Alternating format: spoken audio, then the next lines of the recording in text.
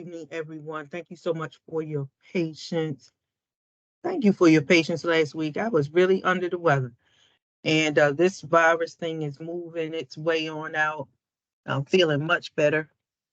I want to go over a few things, and we're recording this for our students who are not able to make this.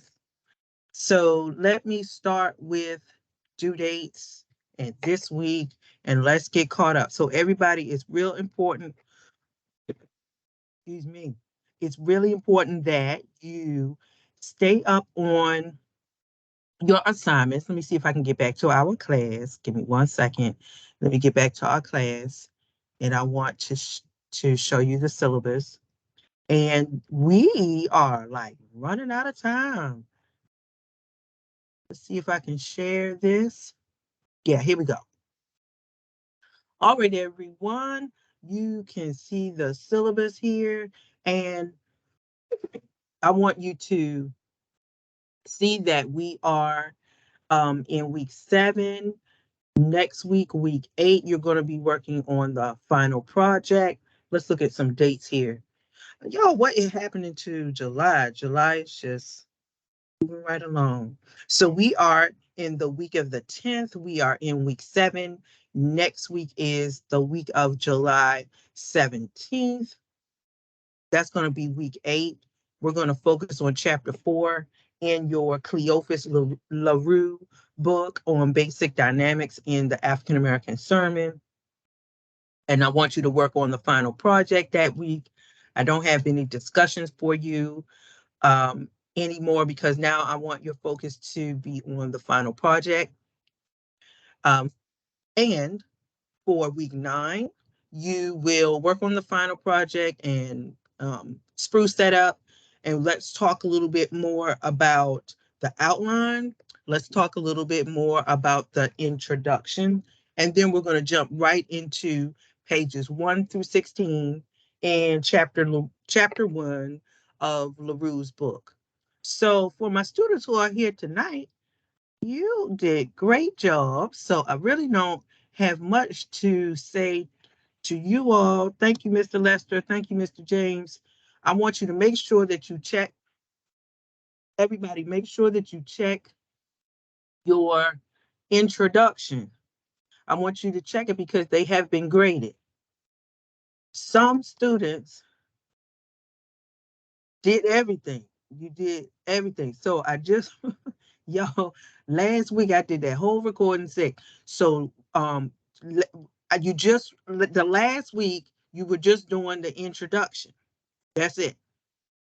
Just the introduction.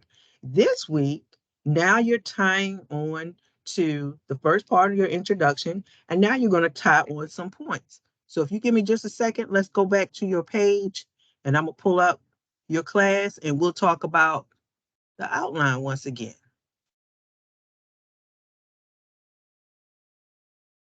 Y'all give me just a second, and I'm going to pull that up. So for my students who are watching, you got to please make sure that when you open up the tab, let me see if I can go to this here. When you open up the tab, Mr. Lester or Mr. James, let me know if you can see me sharing your class page. All right. So everyone, when you go to, this is week 7, and I'm going to click on week 7. And so in week 7 this week, you are working on the sermon outline. I apologize, everybody. Stay right there. I got a student who, hold on, I got a student asking, having some problems.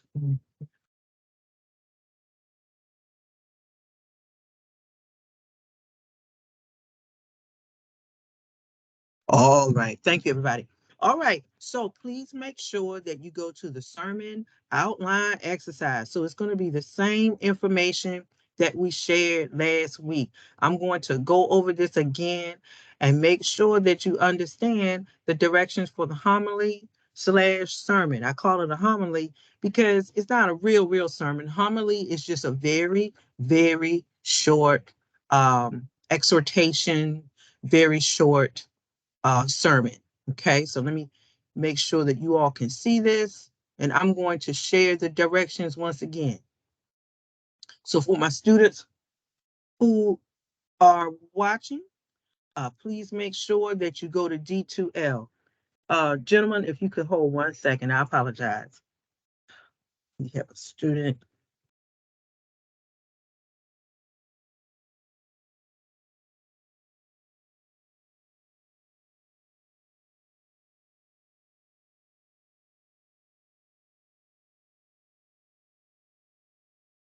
We have a student that was having some issues with joining. All right. Okay, the final project should be 7, no more than 8 minutes. It is a homily. What's a homily? A homily is a short sermon or talk. You don't have to be a preacher. If you're not a preacher, we're not asking you to do that. You are already on your way to a great, great presentation. Last week, you worked on your introduction. That was the first phase. I had just a few students that did everything. They did the outline and the introduction and everything. No, we're working on this in 3 phases. So the first phase is complete. Everyone is focusing on the same Psalm, Psalm 23. Most students highlighted in their introduction which verses they were working on, and I really appreciated that. I am so excited about your final projects, and I know they're going to be awesome. I'm not going to give it away what I saw so far. I'm not going to say anything, but they look really good. I have just a couple students. I just have to remind you, we're not dealing with all of the verses in Psalm 23. You're going to read it. Remember that exercise that we did? You're going to read it and you're going to take notes on which verses jump out to you. Please give me 1 second.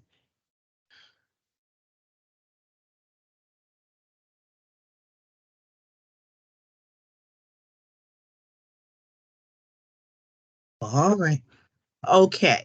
And you want to make sure, so for a few students, I put a couple of comments on your introduction. For the most part, many of the introductions look really good.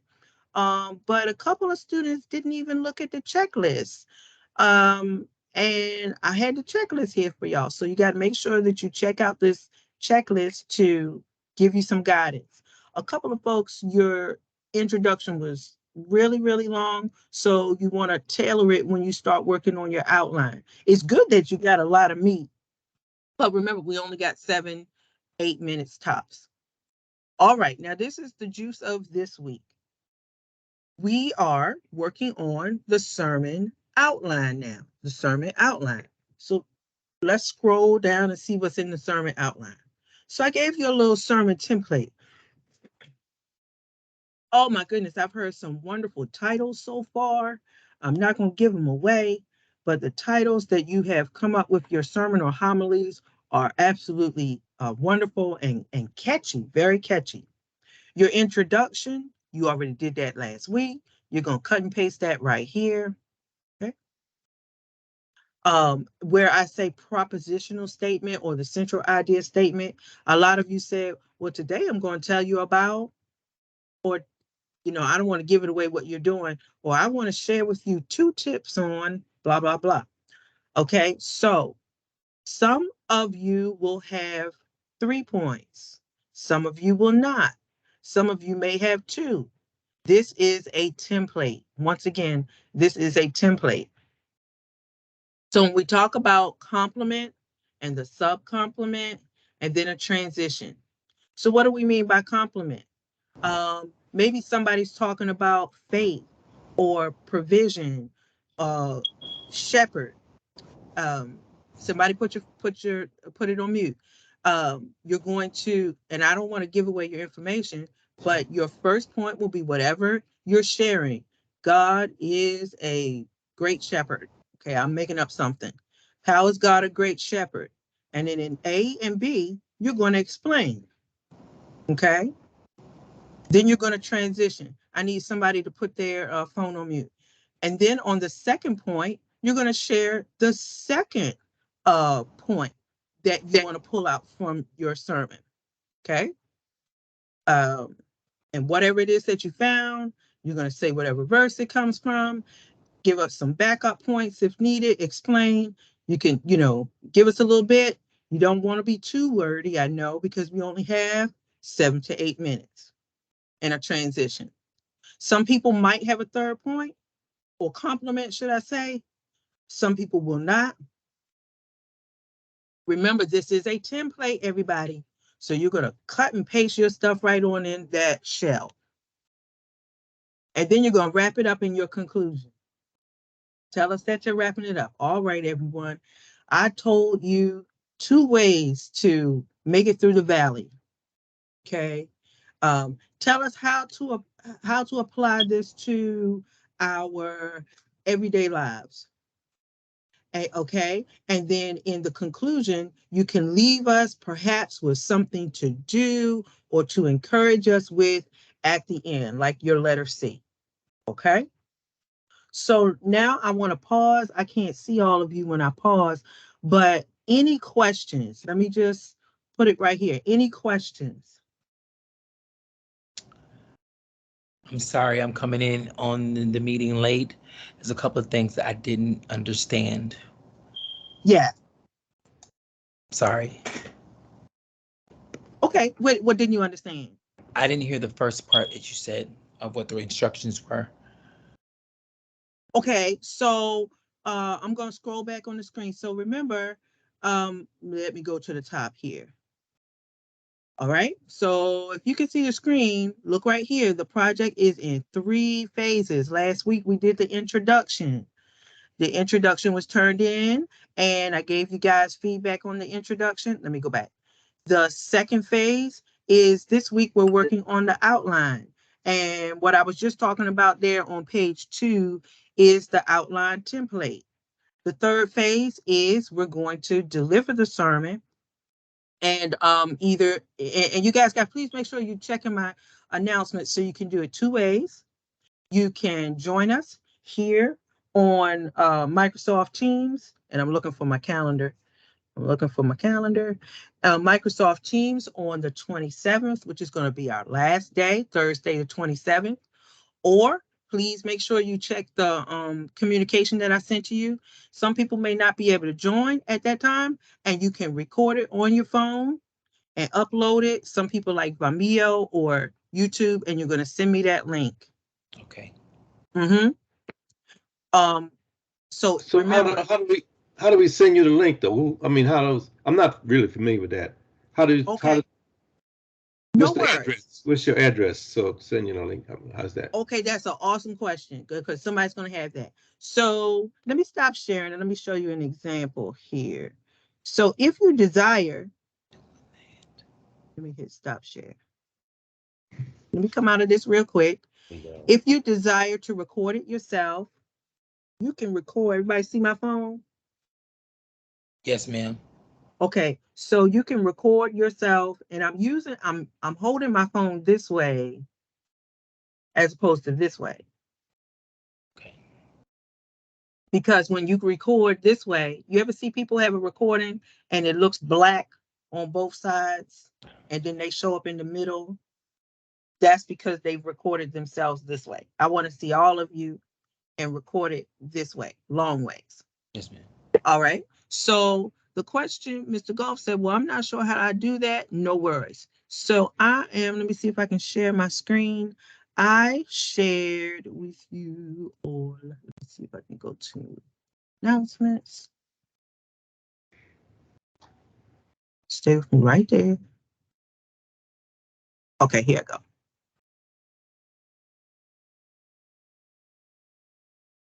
And once again, if it's too much, I'm not a technical person, too much there, but if it's too much, you will join us on Thursday the 27th, and you'll just give your presentation. Okay. Sitting there at your table, just like you're doing right here today. Okay. But anyway, this is a perfect question because somebody's going to want to know. Everybody go here to the announcements. So where I have announcements, this was posted July 10th. Please read final sermon homily presentation. All right. You can either one, record your homily or your sermon on your phone and upload it to YouTube. Some people like Vimeo, or you can attend on the 27th at 7 p.m. How do you do it? Rather me telling you and getting everybody all confused, I put a video in here for you to watch, and that would help you record it, upload it to YouTube, and this is a helpful video. So I'm not a technical guru person, but I tell you this: if you got young people or teenagers around, they know it all. Yeah, right. But if that is too much for you, and I totally understand, you do need to join me the 27th of July at 7 p.m. our regular time, and we're going to take that time for you to present it, and we will listen, and I'll be taking notes. I'm not going to give no grade, but I'll be taking notes as you are presenting. Mr. Golfworth had a good question too. So for the students who might be watching this, and you might be saying like, I don't, what do you want me to do with the link? They might be doing YouTube. They might be doing Vimeo. When you upload, excuse me, when you submit your assignment in week 9, let me see if I can click on week 9 where it says final project, the homily sermon. You're going to click on that and you'll just cut and paste your link to YouTube or Vimeo or whatever. But if that is too much for you, please don't do it and give yourself a headache. You're going to join me on the 27th at 7 p.m. Okay? So that's the easiest that I can make it. Yes, Okay. ma'am. Quick question. There, and when you go into the online page, there are 3 different links. That's what I didn't understand. There was a portion that I think 2 of them said introduction, and then the other one was like, I think the video, a link to upload the video. So I wasn't for sure which one to use. So I submitted. I'm gonna show. Can I show you?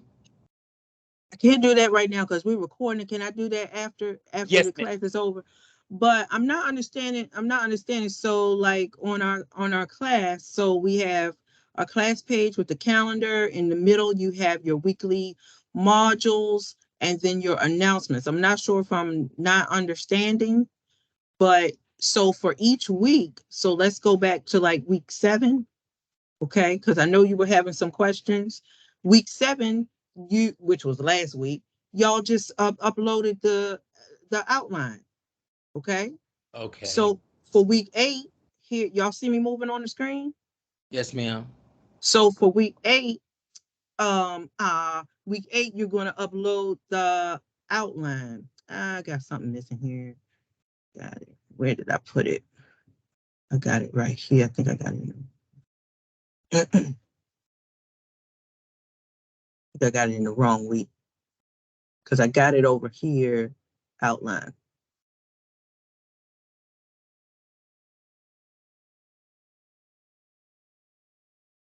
I got to move that. Okay, so sermon outline, I got it in the wrong week. That's what it was. It needs to go down to 8. So for your sermon outline, that's what you're working on this week, the outline. You worked on the intro last week. You're working on the outline this week, okay?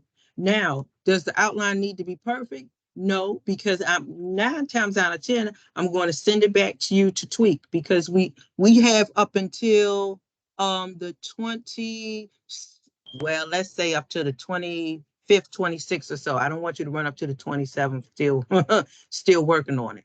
Okay. So I will probably send it back to you maybe for a revision or so. Okay. Yes, ma'am.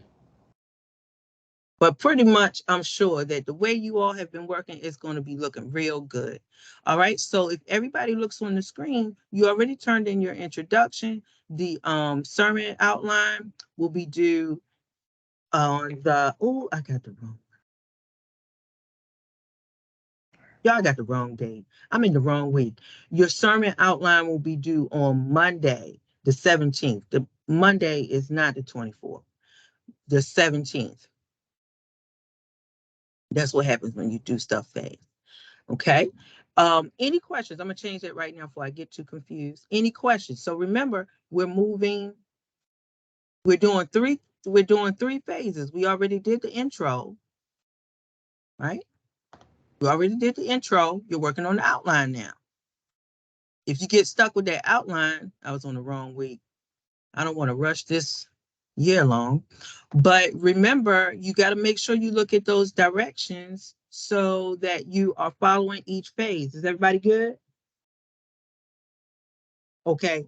So if you have any additional questions, Antoine, just stay with me and I will answer your question. Okay. Yes, ma'am. Okay. So once again, make sure it's those three phases. Introduction is already done. We're working on the outline now. And then our last phase is presenting it. And then remember, you're going to either present it by, hey, I'm going to record it and send it to her, or I'm going to come on the 27th. All right. All right. We're going to do something different tonight. And we are going to use Cleophas LaRue's book. And we're going to do a guided discussion, should I say. How we doing with time? We're doing pretty good. We're going to do a guided discussion of African American preaching or Black preaching. And if you would, we're going to do something a little bit different rather than using the PowerPoint. You could take your notes as we're talking, and I'm going to highlight a few things for you. I want to start on page 1, and I'm going to try to put some things in the chat as well. I want to start on page 1. And so at times I may ask, everybody have their book, I may ask you to read a couple of areas as well. I want to start right here at the top of page 1. A perfect question for us to ask in the second half of this course. So the beginning of the course helped us with the components of writing a sermon. And really, we couldn't cover everything, but you got the bones of how to do it. Now, the second part of this course, and I wish I had more time to get into it, is what is African American preaching? I'm going to start at the top of page 1. Everybody there? Yeah. Yes, ma'am. Good. Yeah. Okay. It says, what is African American preaching? How do we express the fundamental components of this style of proclamation? And if you write in your book, I want you to highlight those two questions. Most who have studied Black preaching would agree there is no one methodology or style or expression that constitutes the definitive form of African American preaching. Few, if any, African Americans would claim there is a single style of preaching that is faithful to all it means to be African American, and that is appropriate for all its churches. Let me just pause right there, and then we'll get to the bottom where we talk about characteristics. Let's open our discussion with that particular question. What is African American preaching? Cleophas LaRue is a world-renowned homiletics professor, well, I should say Dr. LaRue, a preaching professor. But I love how he started out the book. What is it? And then he comes with the second question, how do we express its style? Because it's so much. If you could put a definition to what is African American preaching, I'm gonna write in the chat. Nothing wrong. What would you say? And this is just by what you have observed. I'm gonna put it in the chat. What is African American preaching? I just put AA. For me, African American preaching is specific to the social issues and the social problems of our community. That we're actually having the opportunity to speak to that in sermon through the direction of biblical text. Oh, right.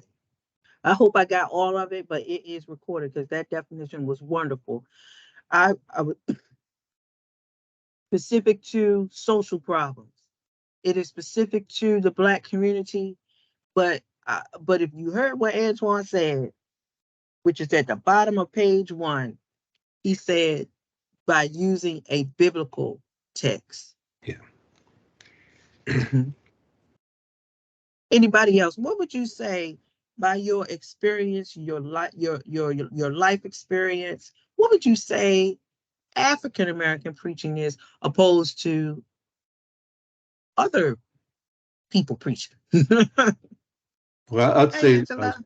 yeah, I would say it's preaching in the context of um, engulfing the Black experience, you know, the neighborhood, you know, how we come up, you know, uh, our problems that we deal with from day to day, you know, and it's an encouraging message.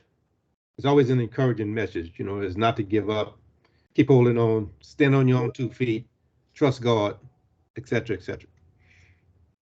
Wonderful. All right. Mr. Goff, I put some of your notes in the chat. He said that it is preaching that engulfs the Black experiences. It talks about our daily problems, but most of all, yes, yes, and yes, it is encouraging. He said it gives us something to look forward to tell us don't give up, to continue to trust.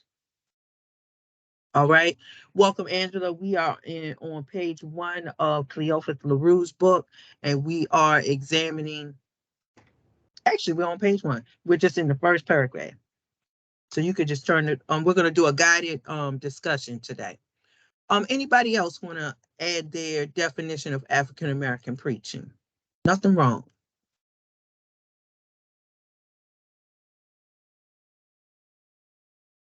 Okay. I want to add this. I'm going to add my own in there. I'm going to add powerful, suspenseful,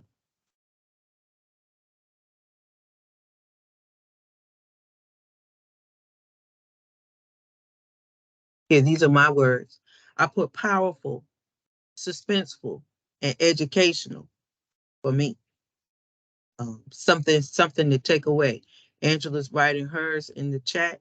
And if anybody else wants to write any other definitions, you could go ahead and put that in the chat. It is rich. All right. Angela said it is a rich sense. It is. It is a rich sense of preaching. And when you say rich, I know what you mean. Tell me a little bit more. You can type it in the chat if you're not able to talk.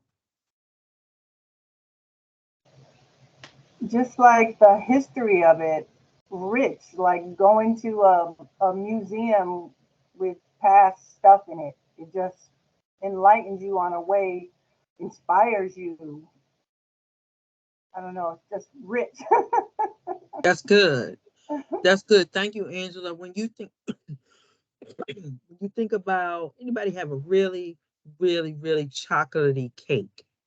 You know, I like chocolate, but sometimes if you get like a devil's food cake, to me, I would call that rich, right? Because it got a Yes, lot of chocolate. yeah, chocolate. Yes. It's got a lot. So the same thing for the preachings, from what I hear you say, Angela, it's not just and I'm just using chocolate as an example, but there's richness to it. When we say richness, there's a lot of goodness in it. Yes. Um, Yes. chock full of something that you can take away. I agree. I would say substance. Absolutely. That's the word. That's the word. Substance. Thank you, Antoine. Absolutely. Substance. Very good. All right, let's continue in our guided reading. Let's go down to the bottom of page 1. All right, characteristics. And I'm going to put here characteristics and I can't spell. Somebody tell me what's the first characteristic Mr. LaRue said we have? What's the first characteristic he said?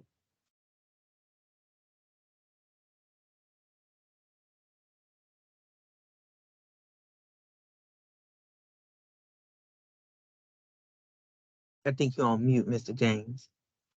Strong biblical content. There you go. Strong biblical content.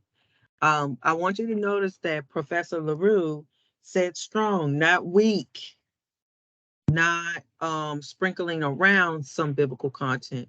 And I think it was Antoine that said this in the beginning of his definition, that African American preaching, its characteristic, what makes it African American or what makes it Black, is going back to Angela's word of history. Historically, it has been based in biblical scriptures, painting stories from the scriptures. Those stories inspiring the people, whether they were slaves, whether they were going through civil rights movement, whether they were recently freed, whether they were moving through the 70s, whether they were moving through the 80s, 90s, 2000s. It has had and continues to have, for the most part, biblical content. And let me just say this, and it's not to, we are not knocking any cultures, but there are other types of preaching. And I don't know if you could call it preaching. I call it a little bit more of a speech, an encouraging speech. And it's an encouraging speech because it can give some type of encouragement, but it is not biblically based. And so when you hear the person talking and we don't really go back to scripture, that's where you have to, okay, I don't want to go off on a tangent there. That's where we always have to raise a question. Would that mean would that be like a motivational speaker? Or maybe like a motivational speaker, yeah. Okay. Because they're motivating. But I'm getting to where the danger is, where a person calls himself, I'm gonna get you, Mr. James, calls himself preaching, but they don't use much biblical based information. So it's just an encouraging speech. Go ahead, Mr. James. You know, when you and I've been trying to ponder this to make sure I sort of understand my thoughts. And you sort of think you hit on, particularly in Blacks preaching, the discussion, the context of the concept, it seems to focus more on a biblical concept or meaning as it impacts life versus a sense of academic wording. Mm-hmm. So it's very often I've heard sermons, particular by some sermons by white preachers, where they discuss the word in the Bible. Okay. Okay. But there seems to be a lacking of the meaning, the background meaning, and its impact on daily living, on your on life. The people. Particular that part you were talking earlier about hope, and that part about how God impacts your life. So again, back to whether it's a sort of a discussion or a lecture, it seems there seems to be a lot of dealings with the writings and of the Bible, but very little in-depth background, if you would, on those concepts and what the biblical concept might actually mean for life. And I think right. that it means to me. To me, that sentence sort of separates Black preachers, Black preaching, from some other preaching. So very good. Let me pull that a step further.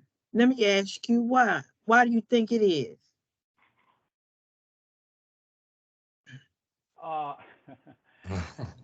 And anybody can join in. I didn't mean it. Yeah. You don't. I think, yeah, but I think sometimes if you take some things for granted, for instance, if you take blessings for granted, I'm owed this.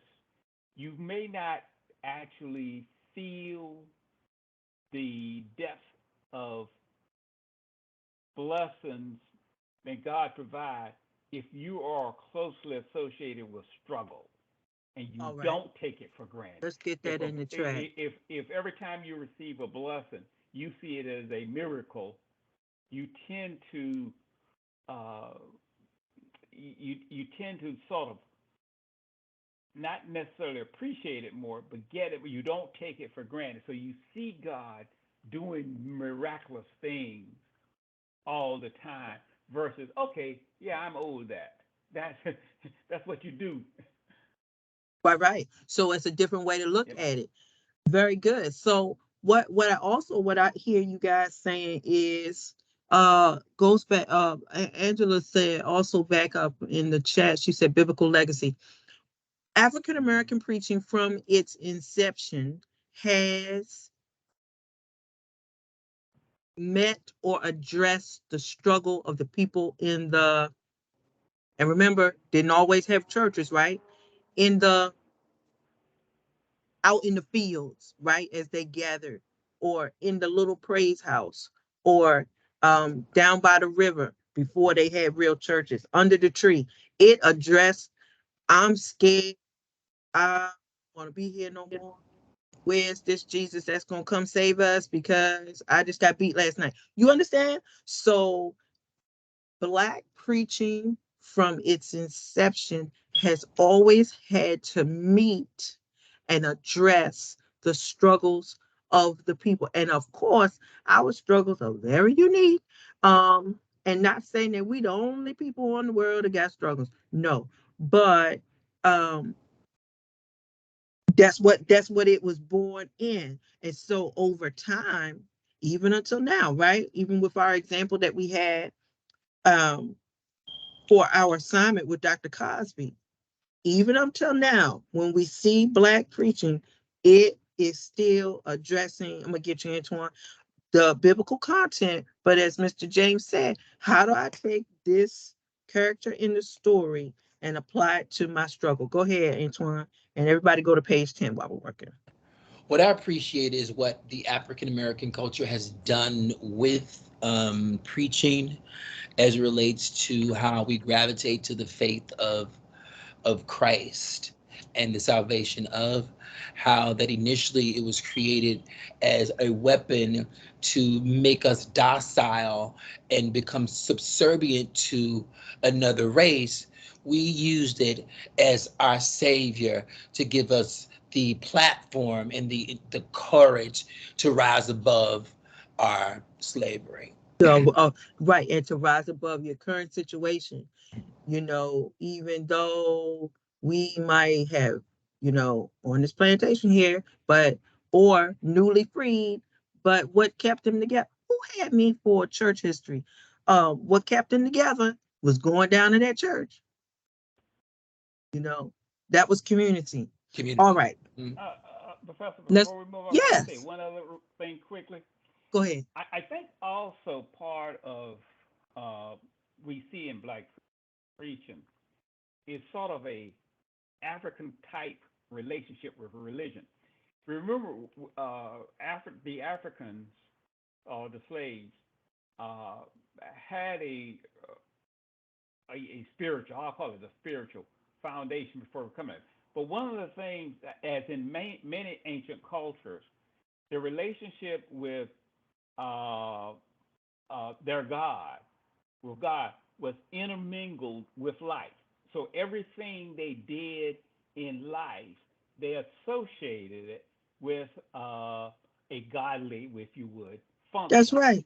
And I think that's why it's so natural, if you would, in Black preaching to bring our uh, everyday living into a religious context and Very not to good. compartmentalize it Very good. to a function on Sunday.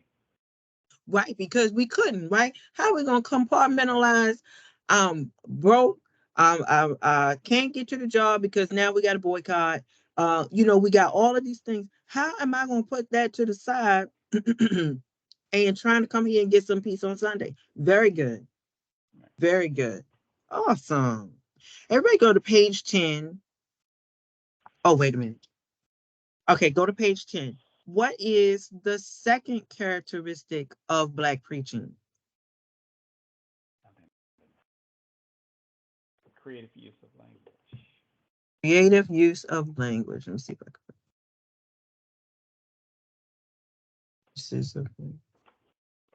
And I'm gonna put this in the chat. So the first characteristic was strong biblical content. The second is creative uses of language. I'm going to let's go to the second paragraph. The second paragraph on page 10, excuse me, I'm under creative uses of language. I don't know, you probably can't see it. And the paragraph starts with, there is little fear. Y'all there? Oh, y'all mute. There is little fear in Black pulpits of being accused of pretty preaching. In fact, seasoned pastors from an earlier generation could often be heard admonishing young ministers not to be afraid to preach a little. Such encouragements were intended to free the poet and the preacher and allow the presence of God through the power of what? Language, to lift the sermon to higher heights. Let's just pause right there. If you got a highlighter, put a little pause right there.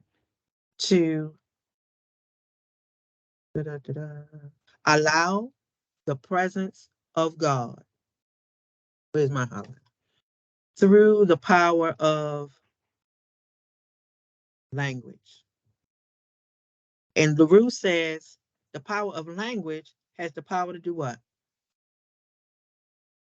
Lift the service. The sermon, excuse me. The sermon and the service, really. To higher heights. To this end, let's see if we can get this in the chat. To this end, the employment of literary devices. Somebody there? Y'all see it? Okay, and I'm gonna put these in the chat. He says antiphonality. That's a big word, and we're going to define it. Antiphonality. What's the next one? Repetition. Syncopation. Repetition. Syncopation. Huh? Alliteration, syncopation, Okay. syncopation. Alliteration. Oral formulas. Thematic imagery. Thematic imagery. Voice merging. And sacred time continues to be compelling. Concern of African American preacher.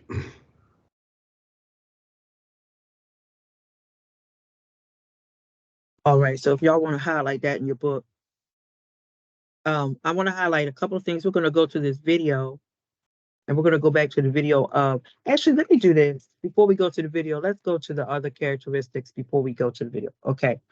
In the video, I want to talk to you, I want to show you antiphonality. What is that word? Okay, so antiphony means you talk, I talk back. You say something, I respond to you. Also known as what we might say call and response. That's Black preaching for real. And in the video, we're gonna watch a little example. Is it could be oh yeah, it could be chuckles, laughs. Go ahead, I know that's right. That happened to me too. And we'll see in the example, antiphonality is the back and forth conversation that the minister has with the congregation. It could be minimal, It depends on the topic. It depends on the congregation. Some of them might not talk as much. Um, some may be very open to expressing their opinions. Repetition, repeating phrases, repeating particular words over and over. What does repetition do for us?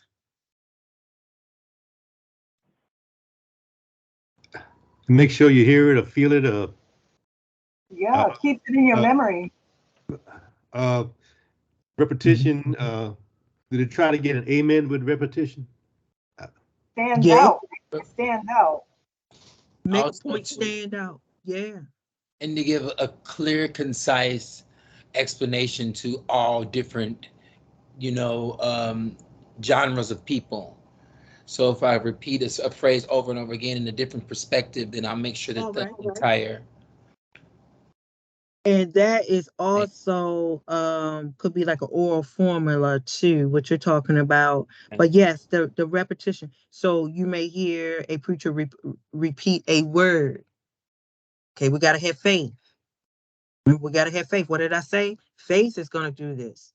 You don't have any faith, you gotta get faith. They may repeat this, or God is.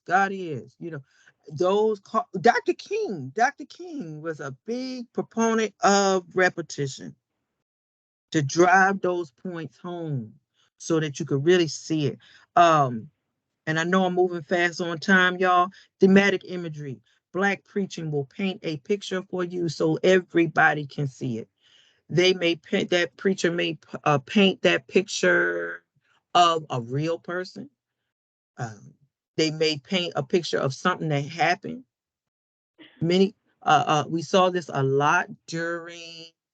Well, I mean, not just during that time, just all the time, but I'm just using an example during COVID and please forgive me, y'all. The gentleman that uh the gentleman that passed away that was killed by the police officer in George Floyd. Minneapolis. George George Floyd. Floyd. George Floyd. We're gonna call his name George Floyd. I'm sorry, I forgot his name. George Floyd. We call his name. And many times during that, oh, just such a tumultuous time, right? Preachers would not necessarily paint the picture of the crime, but paint the picture of the inhumane way that he was treated, or the grief that we were feeling as a collective group. All right. Uh, alliteration. Let me hit alliteration real quick. Let me type this. I can write it better than I can say it. So, for example, let's say we have a point, and the preacher says we're going to use alliteration. So, alliteration uses the same letter sound. Let's use a P. I'm going to say prayer is powerful. Okay, somebody else give me another P. Prayer is P. Pointed. Pointed. Peace. Sure is. Prayer is pointed like to God. Prayer is peace.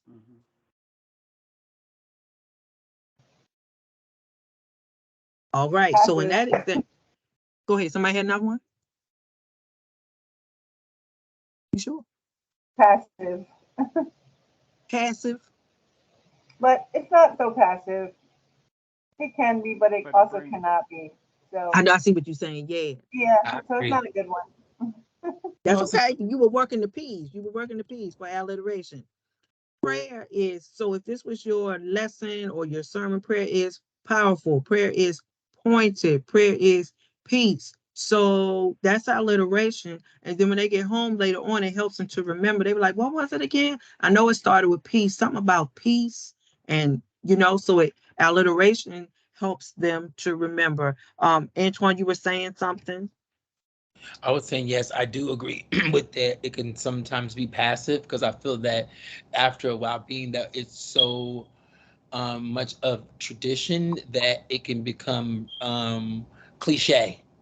And instead of us Yeah, making yeah, it a can. focal point and saying, hey, and using prayer as that strength, it can become passive and at that point sometimes be ineffective. Yeah, you don't want it to be passive, right? We want it to do Right. something. Amen. Very good. All right, everybody, let's keep moving. Let's go to page 11. What's another characteristic of Black preaching? Appeal to what? Appeal to emotions. Good. Appeal to the emotions.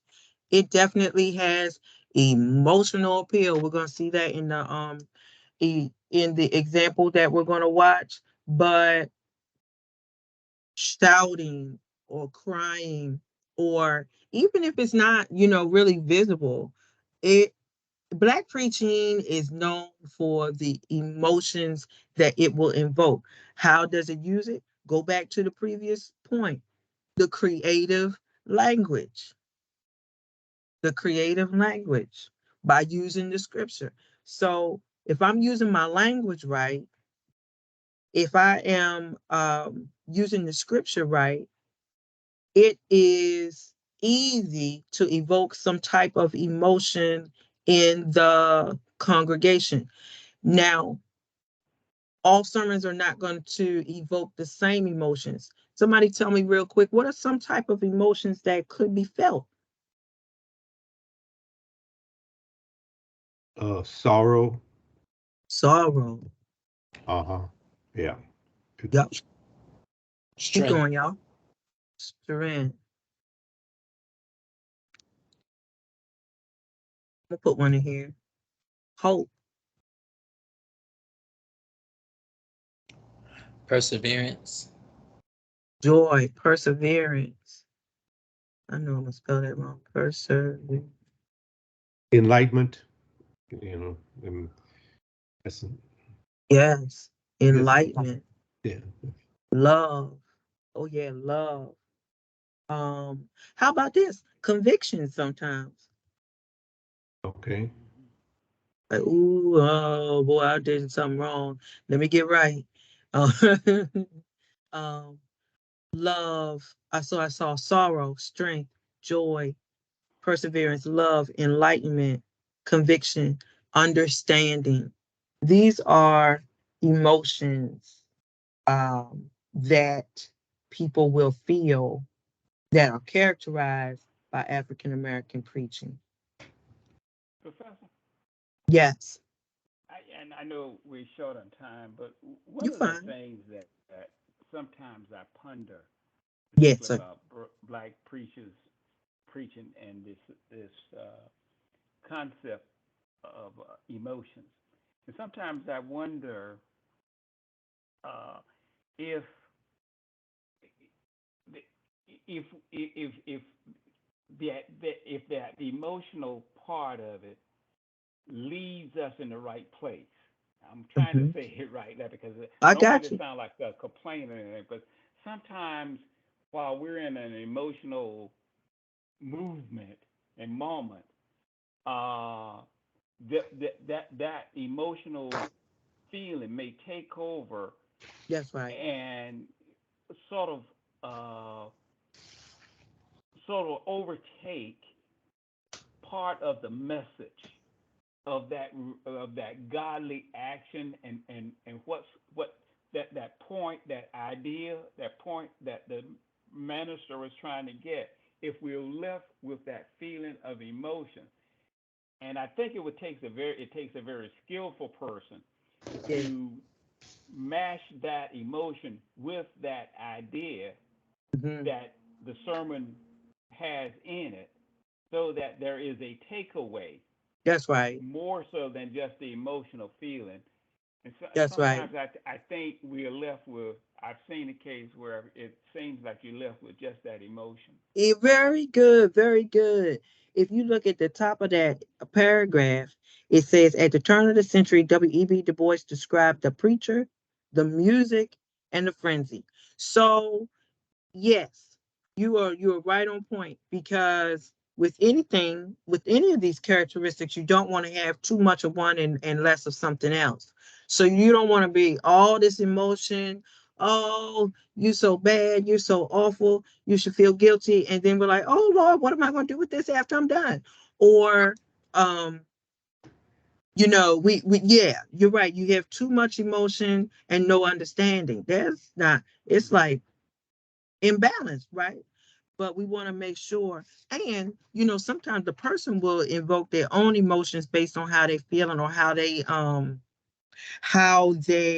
relate to the text. And sometimes me as a preacher, I don't have anything to do with that. Like I had a lady come to me and she said, oh my goodness, this was just for me. I didn't know that she had just got laid off of her job. And wow, I mean, she shared so many things I didn't know. I just did what I did. And then so some people will have an emotion that they attach to it because of what they're going through. But Mr. James, sometimes what will also happen is, watch this. The preacher, I'm trying to be nice. Okay, the preacher will okay. See, I'm recording it. The preacher will abuse the emotional appeal. And sometimes the people in the pew, as Mr. James said, will confuse the emotional appeal for substance. Right. Yes. Yes. That's What did he preach about today? I don't know, but we sure had church. So and so fell out, and right. so on. This person fell out, and this person fell out, and I fell out. Well, what happened? Was your life changed? I don't know. Yes, ma'am. Go ahead, Tom. Emotionalism. I totally agree. That is like one of the biggest things that pushed me toward really wanting to get involved in the ministry, because just like Mr. Smith was saying earlier about how it's a lot of emotionalism and sometimes a lot of worded doctrine, but it's not anything that can assist in a Application. an application and Right. practical knowledge.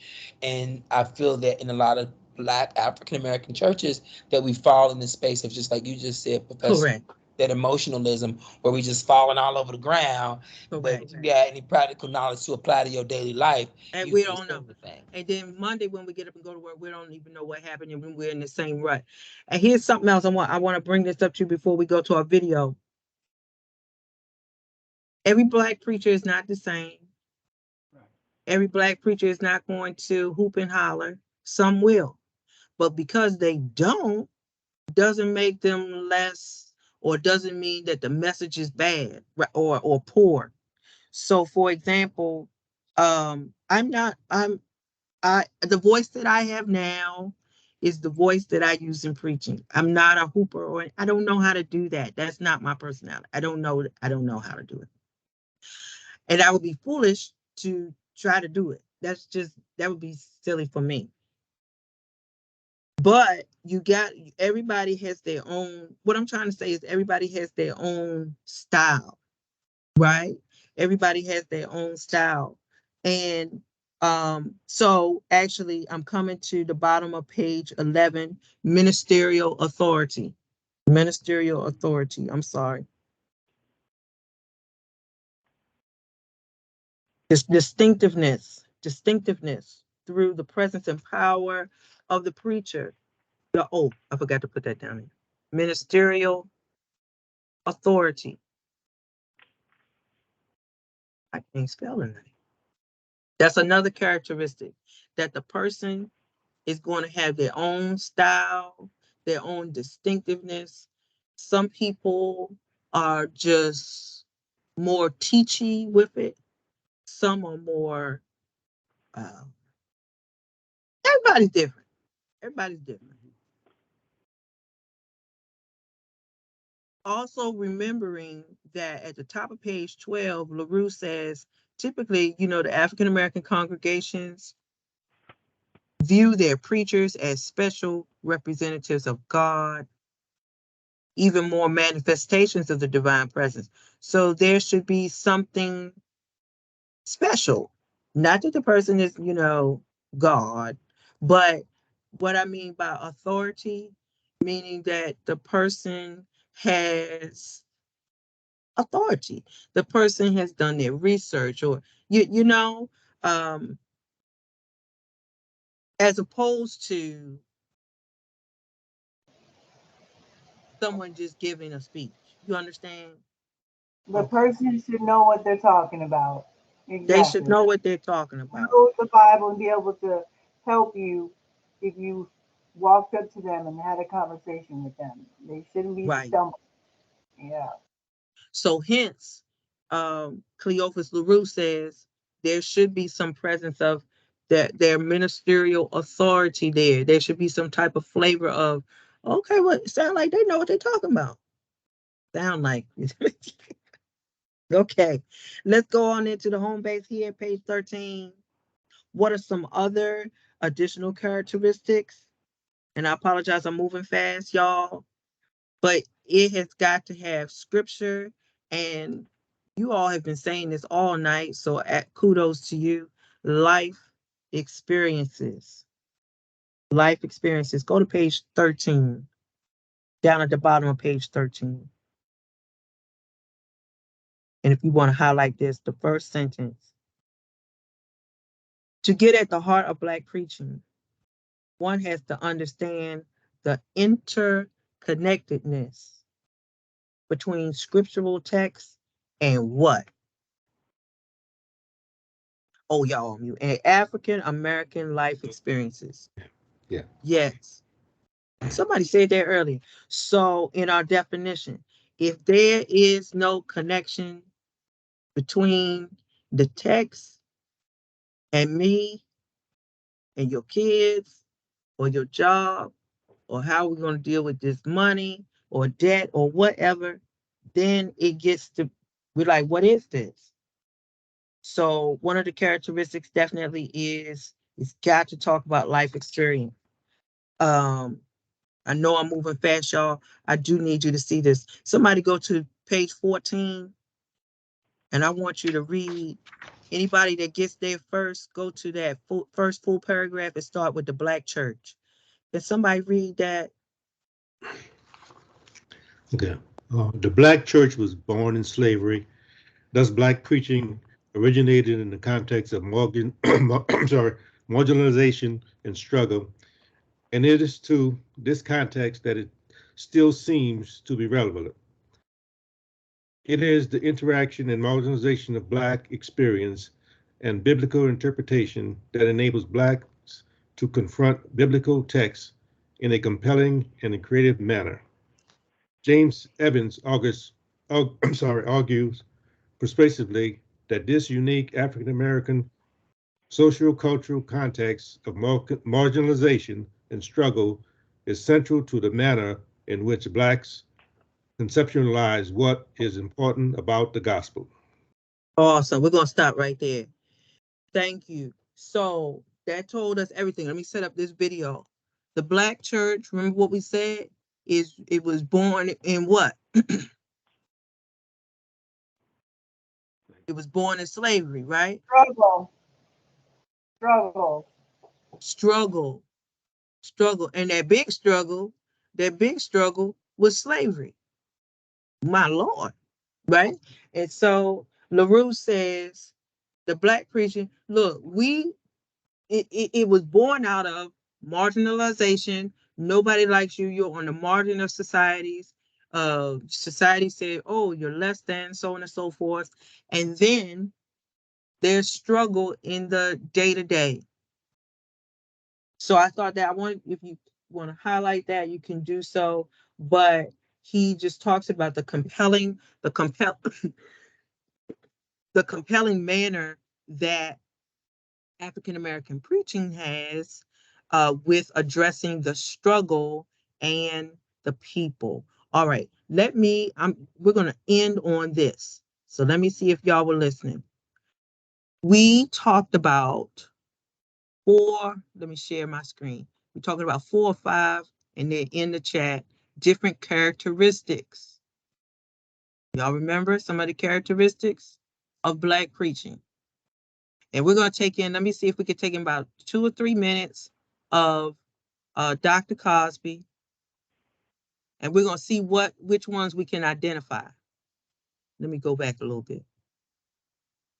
Now I'm getting, let me see if I can get a good part. Party Parkway. You've taken that stroll, you've stayed a while, you've RSVP'd to the pity party. You got there early, stayed till they started flashing the lights. When they turned the lights on, you were still sitting at the table. They had to put you out.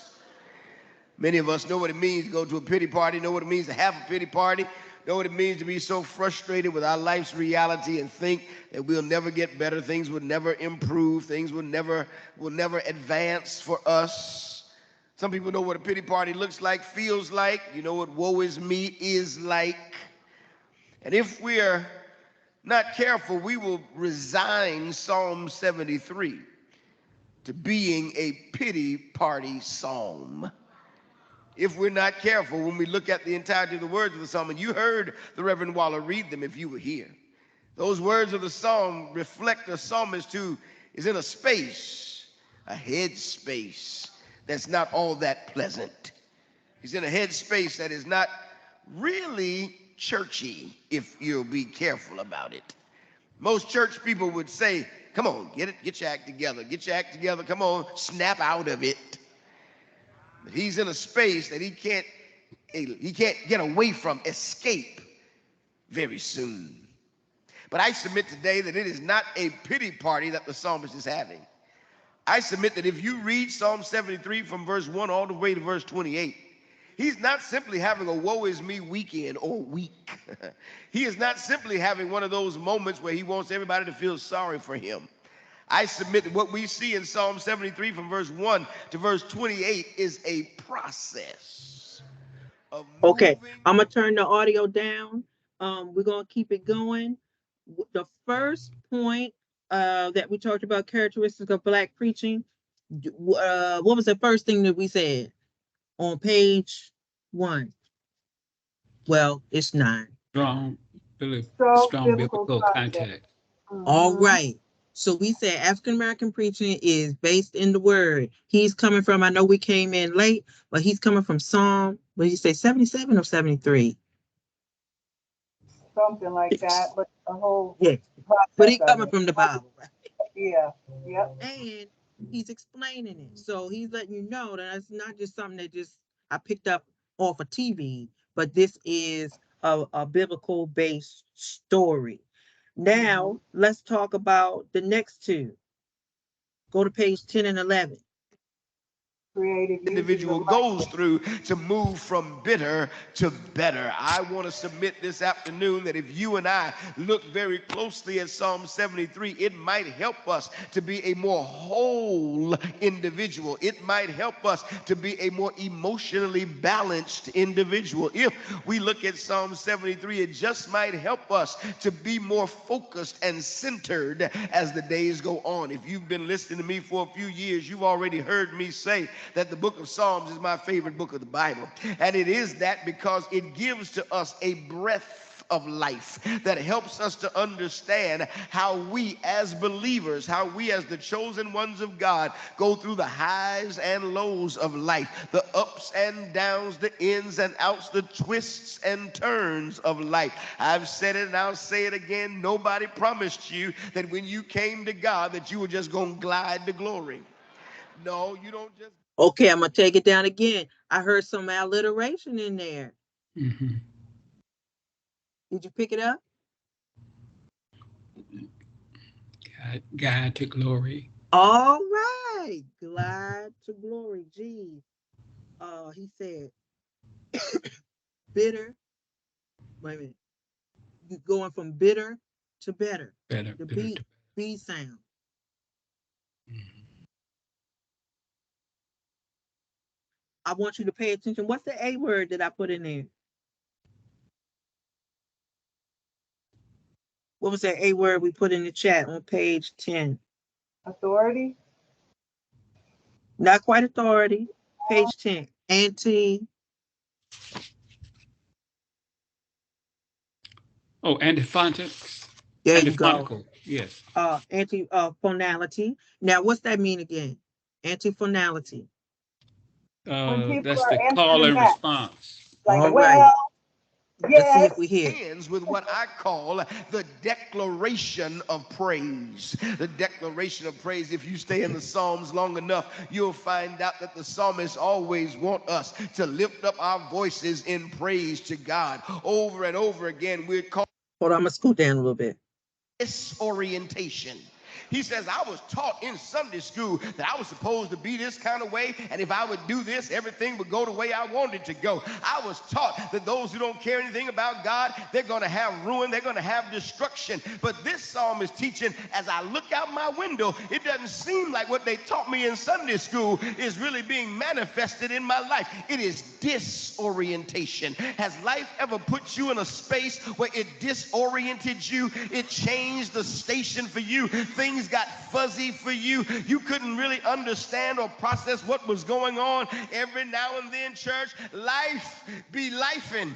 And when life be lifing, it will cause you to be disoriented. Can I get 7? Okay, you don't know. Yeah, Okay, did you hear the people? right. So they respond, they're talking, they're responding back. They're like, oh yes, life is just going crazy. They're okay. Here we got a shot of the audience. They're standing up, they're clapping, they're talking to them. I'm gonna fast forward a little bit. Yes. Somebody say something? I said also repetition. Yes, repetition. Correct. Very good. We didn't get to all of them, but he does use imagery there. You hear him using his voice. He's very timed with his voice and how he speaks. I'm gonna move real fast here. What's my next one? Appeal to what? Emotions. Appeal to the emotions. Ever.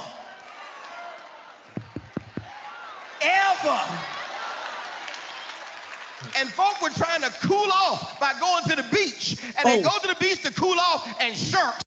Hold on. I came in the middle of this, but I want you to hear what he was saying. It's about Starts with a declaration of praise. But he continues, watch the process. He continues with a delineation of the problem. I just gave you a piece of it in verse 2 and 3. But he continues for the next several verses delineating the problem. I told you he's concerned about the wicked and why the wicked keep prospering. Listen to how he puts it. He says they have no health problems. They have no money problems. They take from the poor. You hear the people advance talking themselves. They do whatever they want to do. Seem like everything's going well for them. They never have any trouble. They never have any burdens. Read it when you get a chance. For 14 verses, he ventilates his problem. Do you see the juxtaposition? He praised God for 1 verse. He's talking about his problems for 14 verses. Doesn't sound too dissimilar from most of us in church today, does it? I mean, we can praise God for this hour and a half, almost 2 hours we stay at Wheeler Avenue, but for the next 6 days, you'll be talking about, Lord, have mercy. I don't know how I'm going to get these kids out of school. I don't know what in the world's going to happen with this job. I don't know how things are going to go with me. There is a problem with us that has to be delineated, and I appreciate the fact that he ventilates it. He gets it out. Sir, church, brother, sister, you and I are going to have to stop keeping all this stuff bottled up to ourselves. You and I can't keep this stuff in our spirits all the while. You hear how the audience is now, they're expressing emotion, they're agreeing, they're with him, they're clapping, emotional appeal, and also ministerial authority. Get some therapy. Maybe I need to have somebody anoint my head with oil and pray over me and believe God for my best. I need 10 people in here who can testify. You can't handle life all by yourself. That's why God said you didn't have to. That's why God gave you friends and family and loved ones at a church. You can't do this on your own.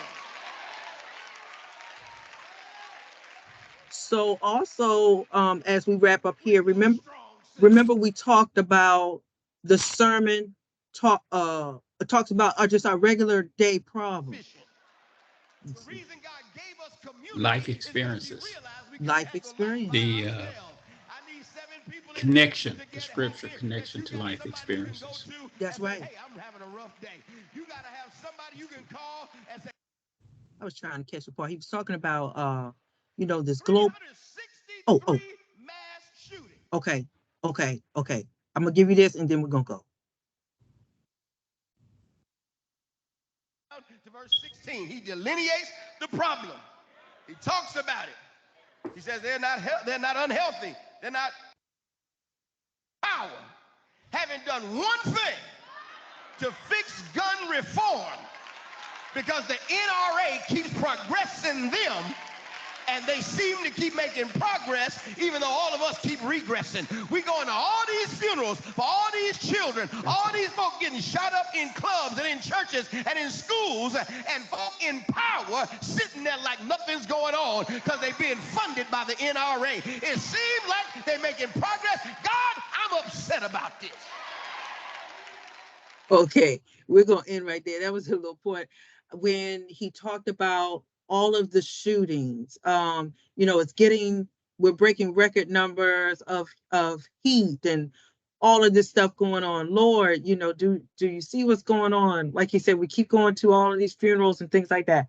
Applying it to our everyday, and that's our everyday. It's sad, isn't it? It's sad when we keep turning on this TV. Oh my goodness, and more children, more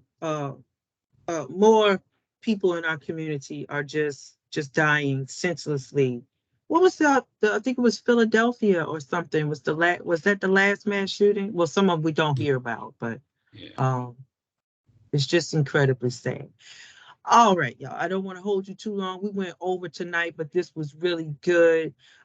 Any questions? Oh, all right. Well, we're going to pause here. I'm going to hit stop and record. Antoine, did you have any questions? Any further questions about the project? Let me hit Yes, stop ma'am. recording. Okay, so I'm going to stop record and